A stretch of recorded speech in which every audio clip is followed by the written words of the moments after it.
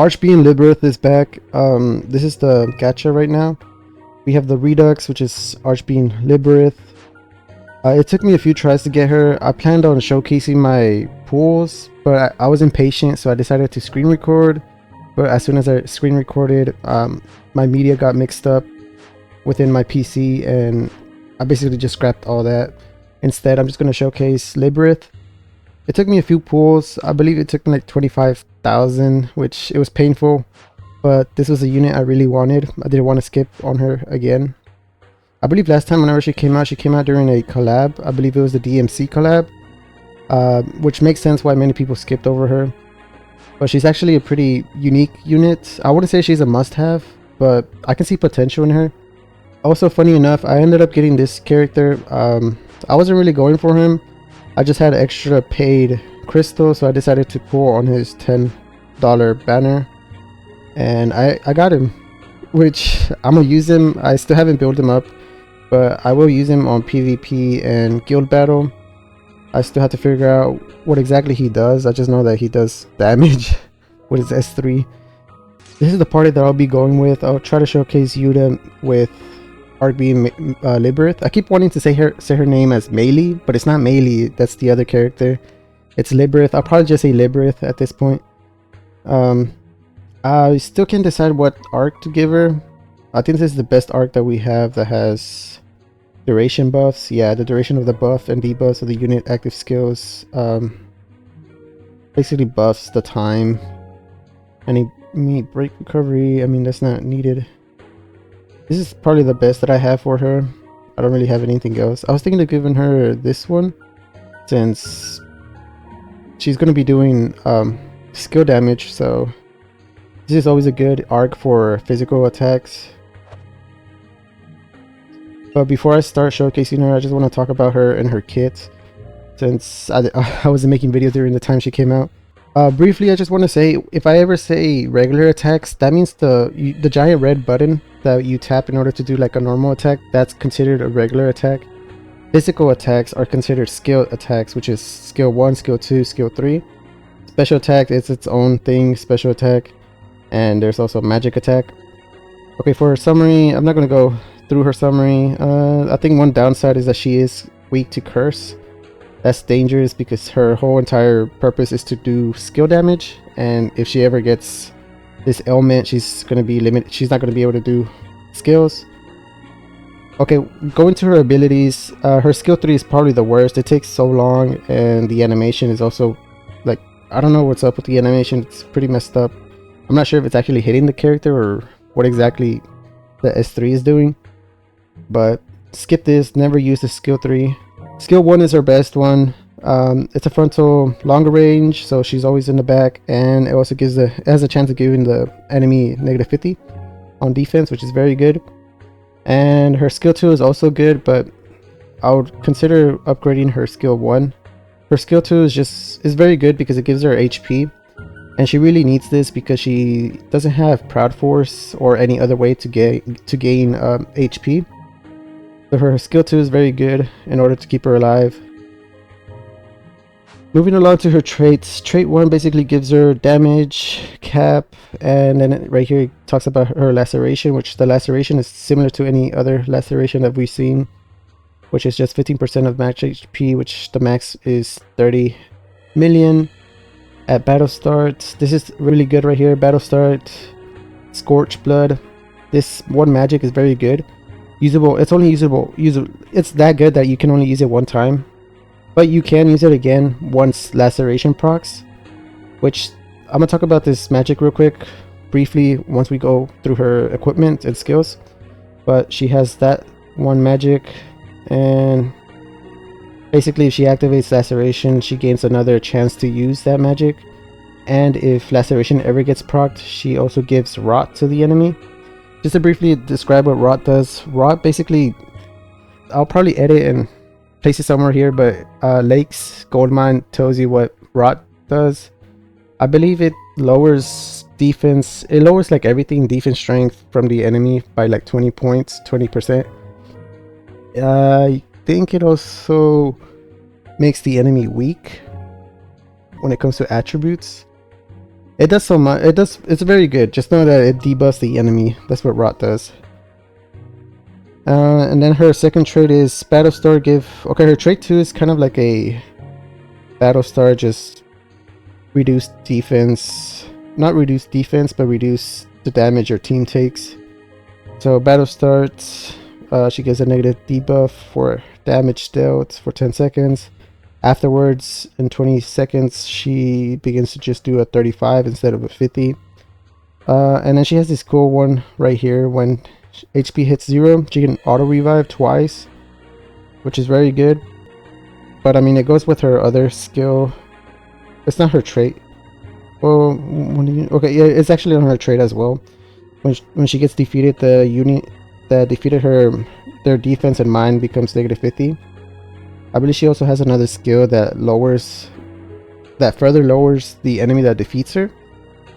So I can see why they added this right here, but it's kind of hard to say. I mean, when it comes to PvE, you never really want your teammates to die. Not only that, but usually you will have supports that keep them alive, so it's a hit or miss with this skill. It's kind of hard to tell what exactly they were going here. I would say it's probably a PvP kind of trait that they were trying to mix in here. Moving along to her skills and equipment. For her equipment, I have this so far. I kind of don't know what to give her. Her paid is very good. Her sword or staff. It looks like a sword, but it's a staff. That's probably her best paid, but I'm not going for it. I have this staff, which for this unit, you actually want her int to be very high. So this staff, for some reason, whenever you use a skill, it boosts int. Sure. I don't remember when I got this, but it seems pretty good for her. And for the second one, I didn't really know what to give her.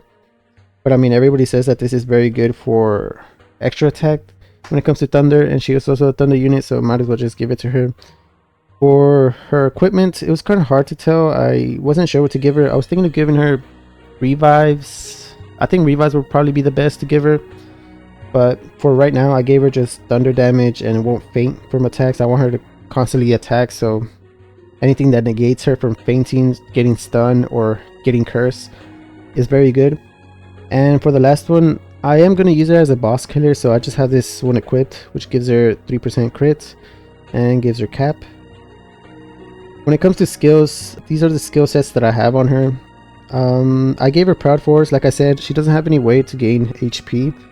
But the main reason why she doesn't is because obviously she has that trait where she dies, she debuffs the enemy. But I don't really like that, so I gave her Proud Force and I gave her a bit of crit hit. And such as her accessory, this has crit rate, so I'm trying to build her crit up so I can proc Proud Force more often and keep her HP up. Moving along, what other skills do I got? I have Moonlight on her just for int. As I said, I'm building her as an int unit. Because the higher her int is, the more damage her physical attacks do, which physical attacks are skills. I have this one, which just gives her skill damage. I also have this one. This one's very good. This one is probably a must-have. It changes her int into... Based on her int, it gives her boost on physical attack damage, which is her skills. When it comes to Victors and Visions and Night Zero, she really doesn't need this, but I just gave it to her because the whole purpose that I'm going to use her for is skills. Staff Boost, Staff Mega Boost, these are unique because they give boost to physical attacks, which is strange. You would think a staff will boost magic, but these two boost physical attack, which is skills. Now, I think another must-have to have on this unit is Purple Orb and Skill Stock 3. She'll have 7 stocks in total with these two on. Like I said, I'm making her as a boss killer, so I also gave her Giant Killing. And moving along to some unique skills that she has a chance to nullify critical attacks taken skill. I mean, this just gives her a good bonus on the survival and a chance to kill mobs. When it comes to this one, battle starts when unit is incapacitated, give Spirit Rot. This seems like a PvP kind of skill. Spirit Rot, I believe it doesn't allow the units to get health. Like any healing that happens, that unit won't be able to get it. it just limits the health the unit gets. So I think this is more of a PvP. I mean, the beginning part is useful for any occasions. Okay, this one just boosts her laceration. This is very good. It boosts cap, laceration. This one also gives her survival, just -35 from human types. Focus. This is good, just duration buffs. Chance to nullify physical, that's just survival. Duration buff. HP. Another staff equip. And these last two are very good. It's just laceration. It boosts her, I believe, the chance of giving the count of giving laceration to a target. So far this is my build for her. I don't really have much on her, but this one is very expensive and this one is also very expensive. They take up most of my SC already. So this is my build that I have on her so far. When it comes to magic, I gave her Winry's apple pie. There's different versions of this. The one that just gives basically full skill stock is very great. I have this so I can give it to herself and she can just constantly cast skills. Well, now that I think about it, I could probably give her Susano and see how good that is. I also kept this magic. I mean, I was hoping she had defense and mind, but the unit that has that is actually the next unit that comes out, which is Telestio, Shift Telestio. He's the one that has defense and mind -50. This magic is pretty nice. It gives basically, it lowers the enemy's attribute resistance when it comes to thunder. And also gives damage cap, which basically you want this. This is very good for her since she's also doing thunder damage and thunder skills. So I mean, you can also, your whole team can benefit if they're doing thunder damage, but sadly when it comes to Yuta, I was hoping she would have more magic, but it is more of a fire, earth and light unit. So but still, this is very good. I think it will come in handy later on. I mean, if anything, you can probably combo this with the new unit that just came out, Judica. I think a very good combo in PvP would be her. Would be Labyreth and Judica. The fact that Labyreth boosts thunder and she also lowers the resistance on thunder from the enemy, so I can see a good combo there. Lastly, her best magic is this one. This is something you want to focus on a lot. It basically gives this is basically a debuff to the enemy. It just allows your unit to do more count damage when it comes to laceration.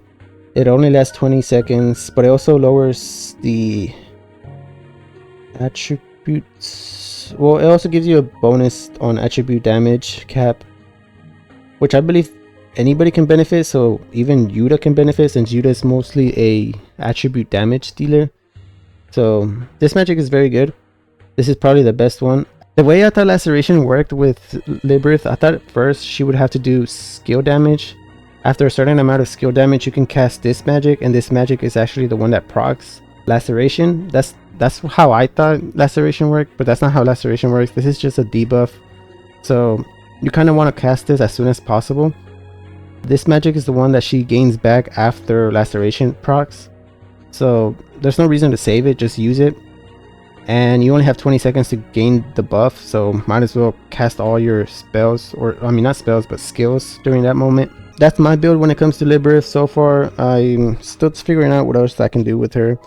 I was thinking of just boosting her damage when it comes to skills, but now I'm thinking that I should just boost SCT recovery, because it doesn't matter how much damage the skills do. What matters is how fast and how until she reaches the laceration cap in order to proc it. Two of the new bosses that came out, Frigus and Zykes. I believe that's how you pronounce his name. Zykes, or is it Zeke? No, it's Zykes. Both of those units are weak to fire, so I have Yuta build as a fire mage. So let's go ahead and showcase them on Histomia. I'll probably do the new boss since everybody wants to play that that boss. I'll probably find a match very quick, so I'm gonna keep it like this. I'll try to get both of them in, but that might not be possible. My party might get full before I know it, before I realize. So let's see. Okay, we already found somebody. We found somebody else. Okay, might as well start it. I'm sorry if anybody tried to join right there. I just really want to showcase two of my units together, which they work very well together because Labyreth lowers the attribute resistance on the enemy, which is something that Yuta wants, which boosts her cap and magic attack damage, I believe. I know it boosts her cap, but I'm not sure about damage. Okay, let's start off. When we start off, cast this one. And then we can cast that one. Hold on. And then I can cast Winter's Apple Pie on her. I think my Yuta is already casting magic by herself. Okay, one thing that I hate about this is that she did not cast her buff. Okay, I have to go back. Look at the health bar. Look at that health bar, look at that health bar. I believe I already... Did I proc Laceration already? I don't think so. There it goes, Laceration. Boom! That was huge. I'll probably do a zoom in right there while I edit. Hopefully I don't forget. And there you go. Well, after Laceration procs, what you want to do is cast that one magic that I talked about, because you do gain another extra bonus up for it. You get a +1, so you can cast it again. Okay, we're gonna start up the next match. Let me see. I'm trying to focus real quick before the AI starts doing something else, doing its own thing. Okay, what is it doing? Okay, let's lower the attribute in Thunder. No, first do your buff before you start casting all your magic. What are you doing over here?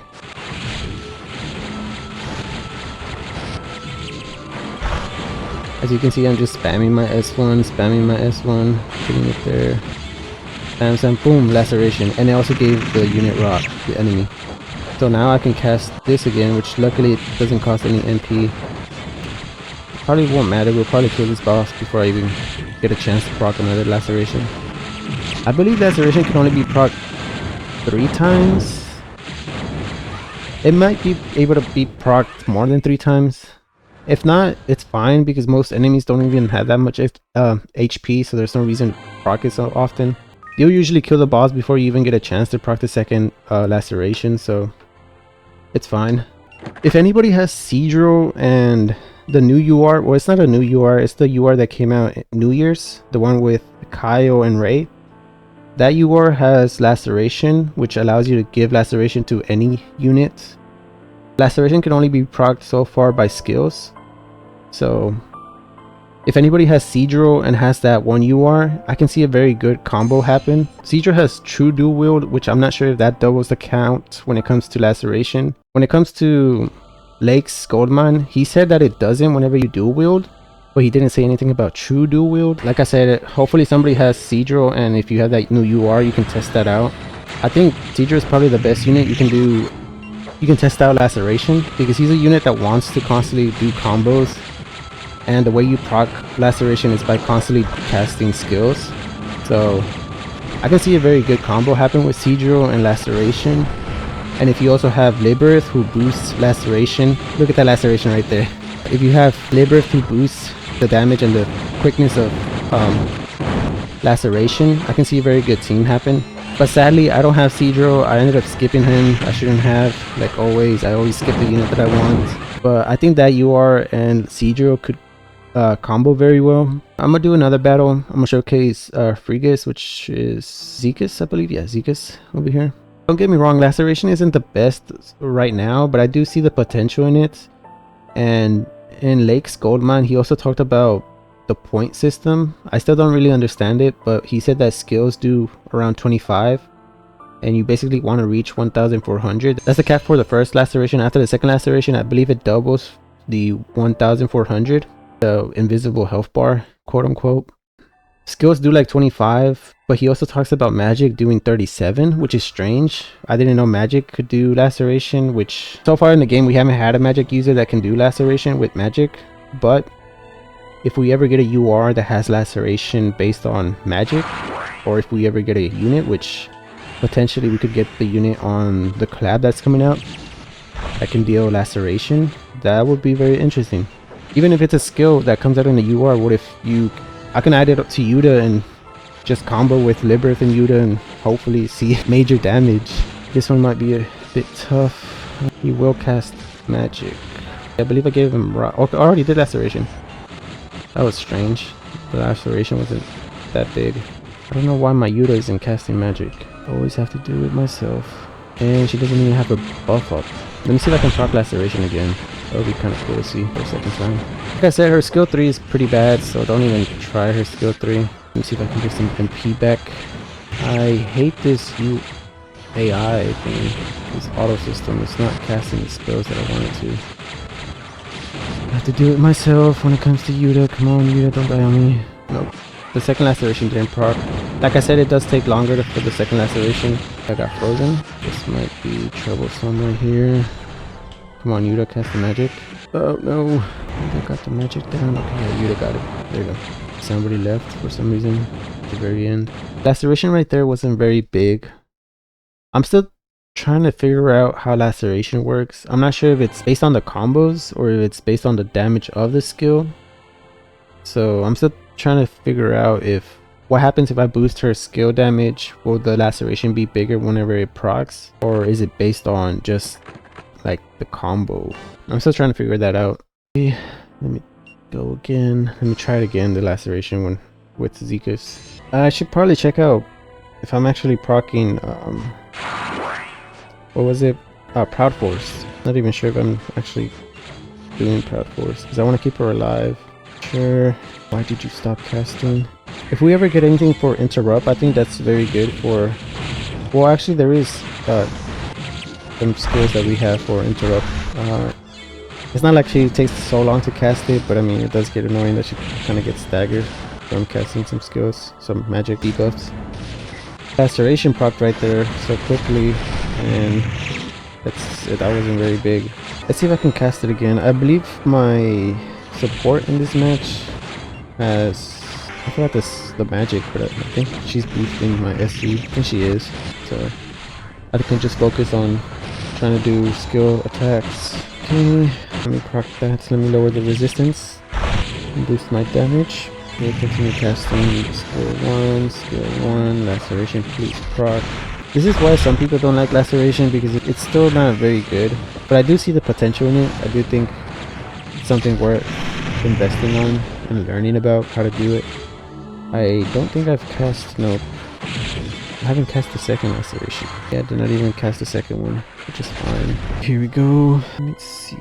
You start doing skill damage. I'm gonna use her skill 3. As you can see, it does this weird long animation. It might be good against like mobs, but when it comes to like a single unit, it's not good. Oh, laceration was very good right there. I believe it was laceration. Yeah, it was, because the unit has rot. So now that that happened, I can cast this again. Yuta keep casting magic. Let's see if we can proc the second laceration. Maybe her skill 3 is good for laceration. Oh, I got frozen. But I don't know, I just feel like it's very slow. And it's more meant for like clearing out mobs. I'm frozen, I can't even showcase her. I might die here with her. Oh, I survived. What's her skill 2? I need health. Oh, luckily I have a support unit. Skill 3. Maybe skill 3 does help with laceration. Could be wrong. One way you can confirm the laceration happened is obviously the HP bar, but you can also see if she has 1 point on her magic, but she can't cast it again, meaning that she hasn't casted laceration yet, or proc laceration. Let's see if that helps my Labyreth to casting laceration again. That's the only downside about laceration. It would have been cool if it was something easier to proc. But like I said, I think Seadrill might be very good at proccing it. I just don't have that unit, and I don't have the UR. I really want to test that out. Apparently laceration does not want to proc again. Okay, it hasn't procced yet. I'm hoping it procs. I really want to see it.